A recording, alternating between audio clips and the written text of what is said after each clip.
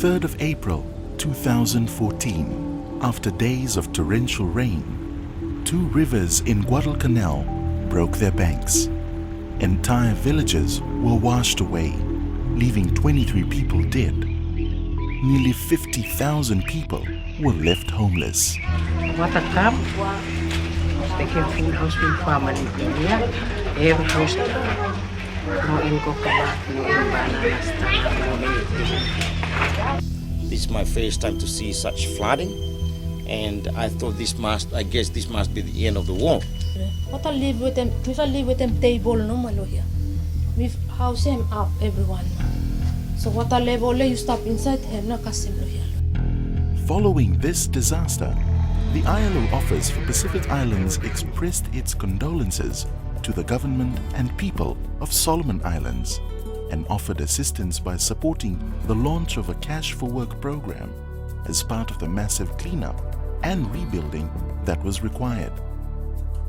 This support was coordinated through the integrated efforts of the Pacific Humanitarian Team, or PHT, which is the regional coordination mechanism to facilitate wired collaboration in emergency preparedness and response in the Pacific. The PHT consists of UN agencies, the Red Cross, regional and bilateral organizations, NGOs, faith-based and community-based organizations, and donors. As a result of the PHT's recommendation, the ILO launched a pilot program that would quickly demonstrate the effectiveness of Cash for Work. It could also be expanded if additional funding became available. The pilot was to be based on similar programs supported by ILO during the Fiji floods in 2012. During the first phase of the project, there was a need to identify the communities that would benefit from the work and to identify the public areas and infrastructure that required the most urgent cleanup and repair. We identified the communities where the flooding really affected them. We actually go down right to the community and assess what sort of work needs to be done. They identify what are the needs, and basically the most important one is the livelihood, the recovery of the flood victims from the April flash flooding. That is from gardens and right through homes and water and sanitation. The program also had to ensure that community leaders and potential workers were aware of how the program would operate. The pilot Cash for Work program provided wages and tools to support target communities in the cleanup and repair of public areas and infrastructure that were damaged by the recent floods. These areas included common gardens, church halls, schools, wells, drains and paths. Based on advice from the provincial government and the livelihoods cluster, it was agreed that the pilot program should focus on the 2 communities of Roroni and Papangu. Each community was divided into groups to look after the tools and other support. The next phase required the adoption of a community agreement. This agreement helped define the responsible community leader and their duties, the list of public works that would be undertaken, the total amount of work hours required, methods for recruiting local workers, the tools and materials that would be purchased, the means of verifying that the work had been completed, the means of verifying through timesheets who worked and the hours they worked, how the tools would be distributed in the community after the public work had been completed. The next phase of the pilot project called for the registration of workers in each of the target communities to carry out the work plan. Responsible leaders in the communities supervised all of the work. An attempt was made for half of the workers to be women. As work was undertaken, simple timesheets were kept that showed the hours worked by each registered worker. We have 4 groups within this disaster group. Each group, they have to manage their tools, and we have to put some supervisor to look after the tools. The rehabilitation of village gardens was seen as a priority, as this provided not only food for the people, but also a source of revenue when they sold produce in the market. As part of the support, seeds were given to those in the pilot communities. Because at seed we plant them and then we market them, we any money from, and then at money we use them outside the financial needs, we school fee, or the food and other something. When all the agreed public work was completed, there would be a joint ILO and community leader inspection of the completed works. Wages were paid and the tools were formally granted to the community. This were distributed in accordance with a predefined agreement. It's the first of its kind, and the whole community members, they felt that the help of these tools is more helpful to these people, especially not only during the cleaning up of the villages, but it helped them every day now and on in their daily work, in the gardens, cleaning up their houses and the community halls and the churches, the kinder schools and so forth. So what this community has never received before. After the 2 weeks of the pilot project, the communities were already seeing tangible results from the assistance. Right now, we are going back to the normalcy of our livelihood, which is going to the garden, fetching water. Also, right now, you can see there, we are lucky that we have some supporters which I do from other NGOs with the water. After the rehabilitation phase, it was anticipated that further community development support would be provided through the ILO component of the joint UN Human Security Trust Fund project, or UNHSTF.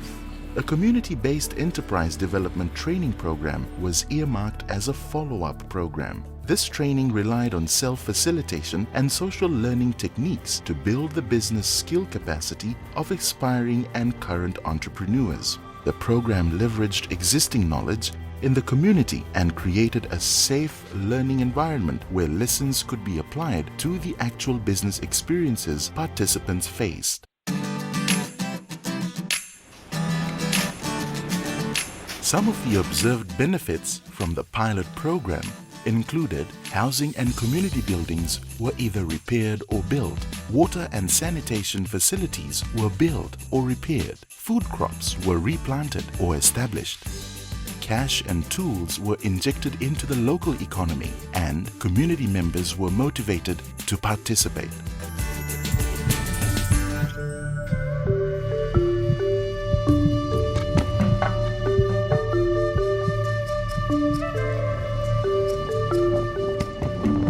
In recent years, the village of Vunindongoloa on the coast of Fiji's northern island of Vanuatu was badly affected by rising seas, erosion and flooding, all brought about by climate change.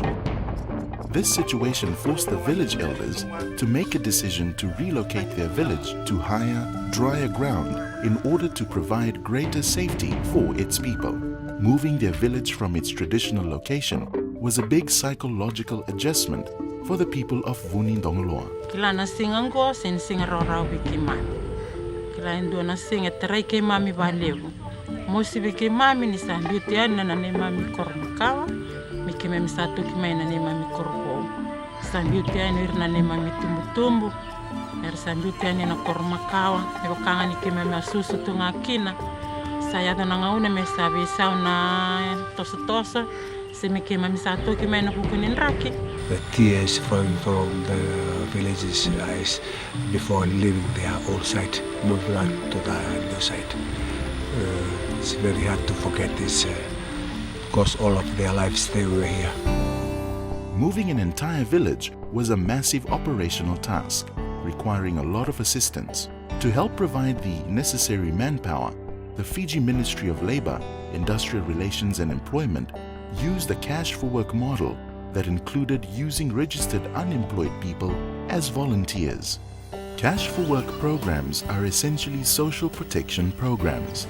Disaster-affected communities are able to quickly earn cash under decent work conditions to enable them to get back on their feet in return for participating in disaster cleanup and restoration activities.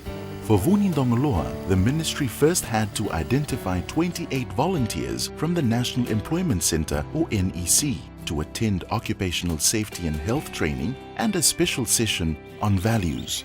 To prepare the new village site and build the necessary infrastructure required a united effort by government, donors, and the villagers themselves. A memorandum of understanding was signed between the Ministry of Labour and other responsible ministries.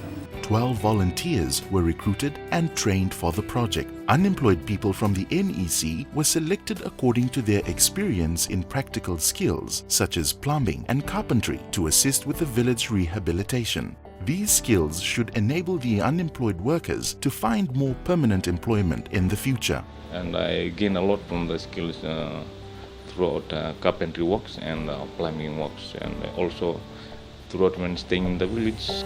The volunteers departed for Vunindongoloa village and started work on building the new homes one day later. Several income-generating activities were designed for the new village, including 8 fish ponds, a small cattle farm, 48,000 pineapples, and a copra dryer. The village's new location also made it easier to have the gardens closer to the houses. Nanimami titi na marama. Sabuli nga na wanu mikiwamtia kinam kakanan raun-raw may bakanang bele, ng bayingani, na kinatina weleti, na pampukeni, wikatawdo ko maya sa may rawa-rawa, ni mamay tikuingon sa liw. The village was also now closer to the main road and transportation. This was another advantage of the new location. Sa may raw-raw talangkina na bikakit sara, nimbaleta na puko ni mami da bestuki na mami mbula na tabi mate, may nakoro makawa, me ke mami gandu bangkara lori tale. Ke nrakida, ke mami sana raw nila beti nga may na tabi mate, ngon sala levu, nga may bondo na lori. Ini ke mami sati ko na mami korbo, ni ke bestuki ke mami na tabi mate, ke mami sa kelangan na lori na katumba ni mami bale. Within the 15 days of the Cash for Work project, 4 homes were completed. The International Labour Organization, or ILO, was then approached to provide tools and safety equipment for the NEC volunteers. ILO also provided pineapple tops and banana seedlings, which formed a key part of the village's crop rehabilitation program.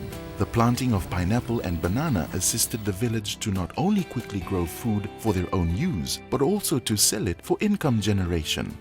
Doing up in Vunindongoloa, it's really, we really want to give them the whole package from the nursery up to the production level. The main focus of the industry right now is to expand on the planting program, that we can lift this production up, meet our local demand, and at the same time we can start looking into alternatives like processing and the export market. The Cash for Work volunteers worked shoulder to shoulder with the people of the village, ensuring that everyone was involved in the process. Because of the risk of living in the old site, sea level rise, flooding, and on this new site we had moved from that risk, and all the villages are being here and safe. And we really enjoy living on this new site. Without such assistance, we would have no one to help. The Cash for Work program provided urgent assistance for 2 communities in 2 different countries, both of whom faced natural disasters that affected their communities. Through coordinated efforts by government, donors such as ILO and the local people themselves, the situations for these communities were transformed from one of disaster to one of hope, safety, and more sustainable livelihoods for their people. The lessons learned in both communities will allow ILO and Pacific Island governments to better handle future emergency situations through a coordinated approach and well-targeted assistance. Anduna kana ni mami marau, na ni mami marau taka ni kima misama itiko na anduna korvinaka, kima misama itawana na vali vinaka. As you look through the village, Blomifala this time, normal as it is before, time of flooding.